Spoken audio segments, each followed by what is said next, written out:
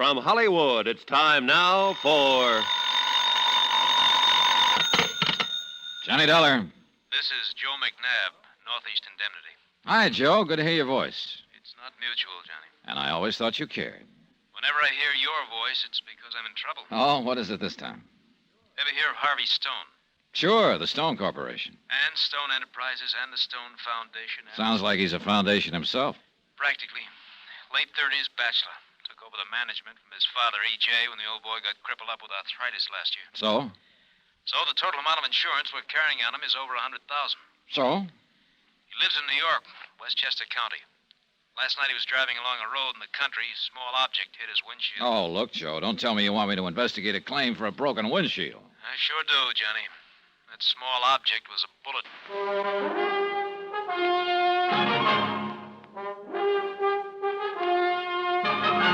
Tonight and every weekday night, Bob Bailey in the transcribed adventures of the man with the action-packed expense account, America's fabulous freelance insurance investigator. Yours truly, Johnny Dollar.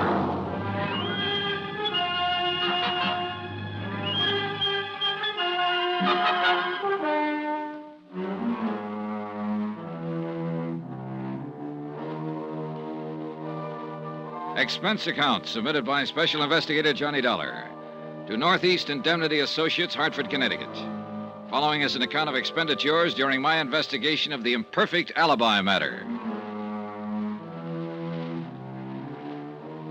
Expense account item 1, $1 even, taxi to the office of Northeast Indemnity where Joe McNabb was waiting for me.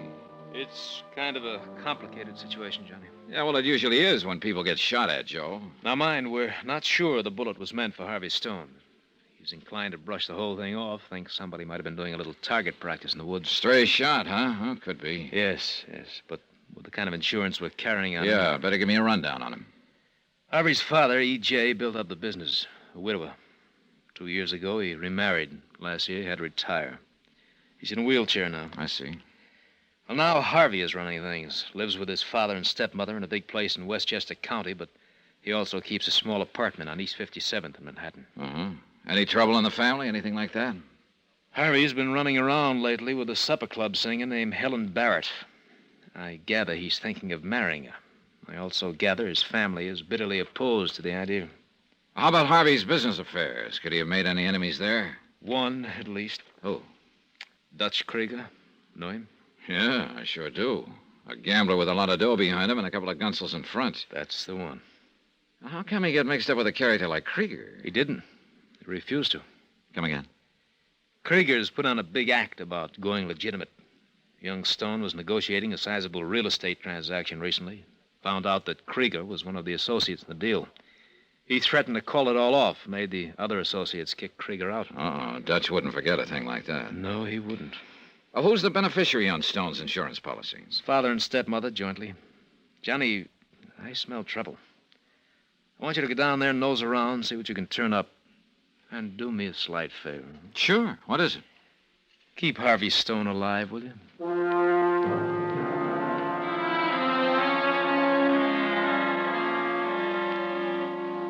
Expense account item 2, $12.50, transportation and incidentals to the Stone estate in Westchester County. It was one of those massive, dignified-looking places, nestling comfortably in about 10 acres of grounds. The butler showed me into a room only about half as big as Grand Central Station, so I wandered around inspecting the paneling and the Italian works of art. Then I zeroed in on one of the paintings. It involved a luscious lady, a bunch of grapes, and a pool of water. Nice, isn't it? Yeah? The painting, I mean. Quite nice, isn't it? Oh, yeah, if you like grapes. You must be... I'm Mrs. Stone, Mr. Dollar. Daphne Stone. Mrs.? I didn't know the wedding had taken place. My, you are behind the times. It took place 2 years ago. Well, I'm Mrs. E.J. Stone. Oh, I'm sorry. Well, is your, stepson here? Harvey, he should be back any minute. He had to run into the city. But let me give you a tip, Mr. Dollar. Don't call Harvey my stepson in front of him. Oh. You see, he and I are just about the same age, and he's... Yeah, okay, I'll remember. How about Harvey's father? Is he here? Yes, my husband will be along in just a moment. He has to get around in a wheelchair now, but he's very stubborn. Won't let anyone push him. Well, Mrs. Stone, I think you know why I'm here. Yes, of course. About that absurd thing that happened to Harvey last night. Absurd? Well, isn't it ridiculous to think that it was an attempt on his life? After all, he will go tearing around these roads at night in his sports car. Probably someone out hunting. Is that what you think, Mrs. Stone? What else could it be? Nobody has any reason to kill Harvey. Everything harmonious here at home, I suppose. Of course. How about Harvey's plans to marry Helen Barrett? Oh, yes, that. That? Mr. Dollar, say, I'm getting a little weary of that name. It's Johnny, isn't it? Yeah. And Daphne. Johnny, let me give you another tip. You seem to be full of them. What's this one, Daphne? I wouldn't mention Harvey's fiancée to his father. Oh? Mr. Stone is quite violently opposed to the match. How about you, Daphne? How do you feel about it? Why, anything Harvey wants is... Oh, Edward, this is Mr. Dollar. Yes, I know. Hello, Mr. Stone. That idiot McNabb from the insurance company phoned me about you, Dollar. Worries like an old woman. Seems to think that fool accident Harvey had last night was an attempted murder. Oh, he's just taking normal precautions, Mr. Stone. Precautions. Well, just as well, I suppose. Harvey could use a nursemaid. He always manages to get things fouled up somehow. Now, Edward, You want to see my orchids, Dollar? Orchids? Of course you do. This way, out in the solarium. Okay. Oh, here, let me push you. Never mind. I can manage.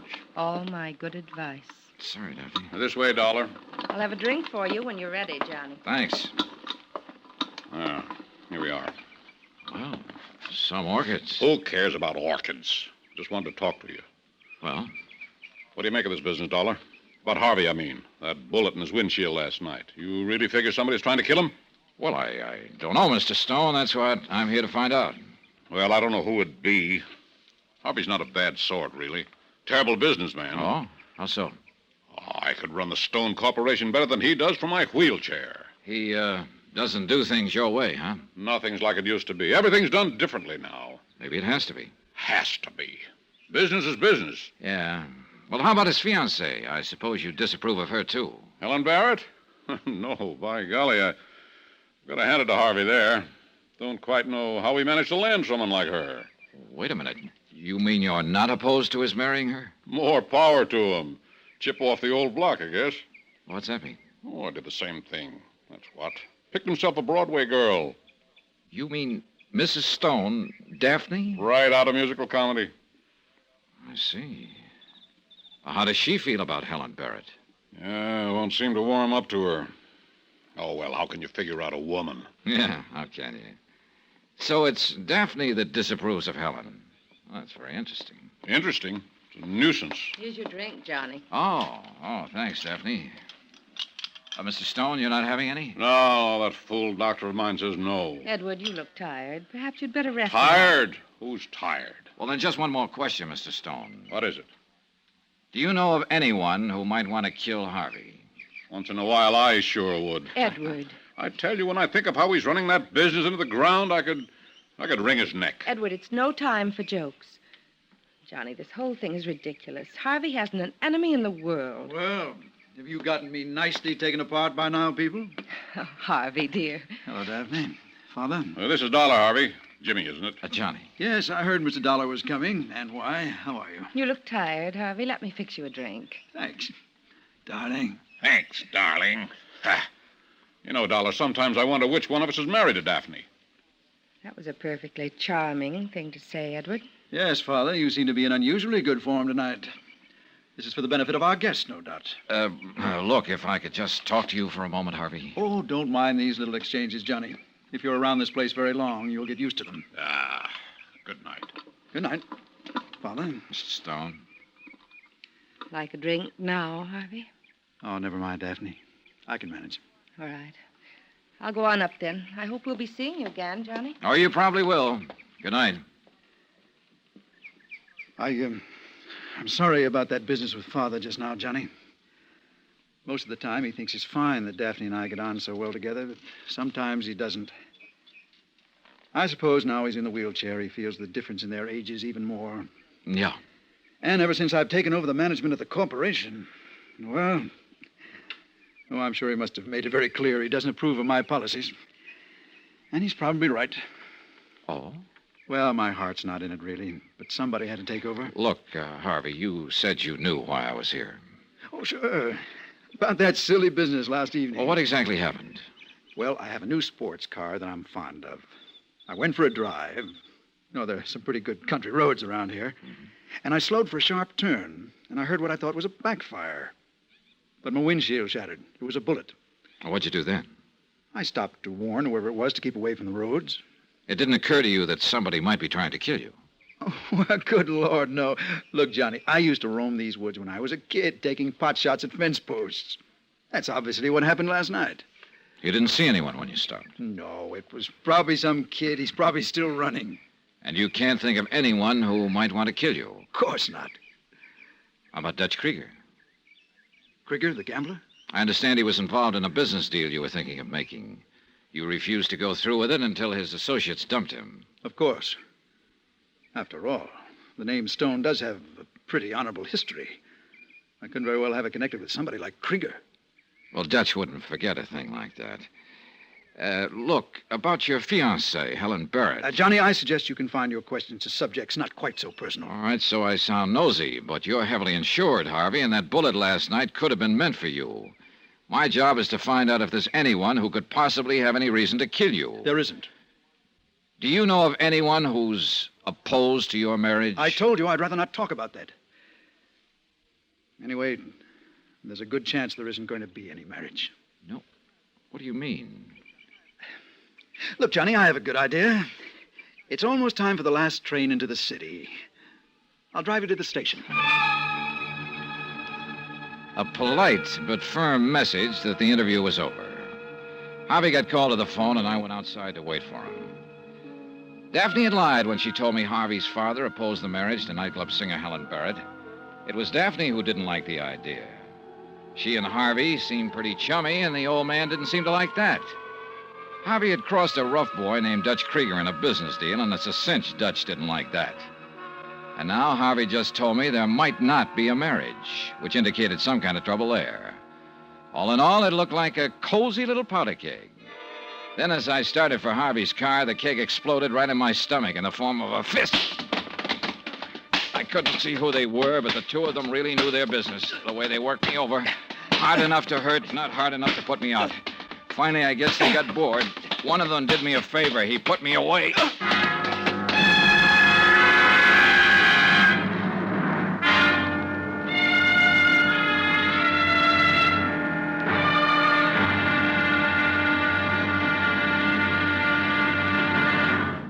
Now, here's our star to tell you about tomorrow's episode of this week's story. Tomorrow, well, look, you should never get in a card game with a professional gambler. He can deal you any card he wants, even the ace of spades, the death card. Join us, won't you? Yours truly, Johnny Dollar.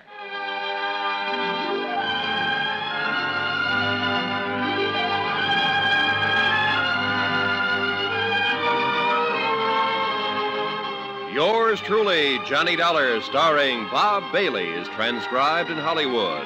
Written by Robert Reif, it is produced and directed by Jack Johnstone. Be sure to join us tomorrow night, same time and station, for the next exciting episode of Yours truly, Johnny Dollar. Roy Rowan speaking.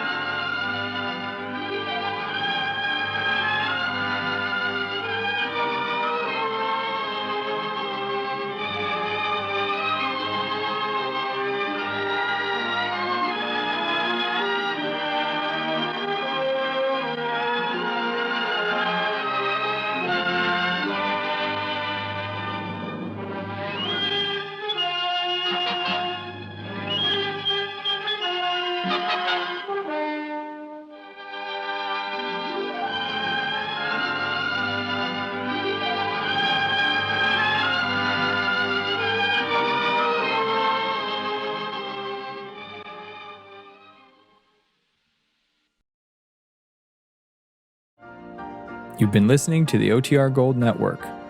Find more classic radio at otrgold.com.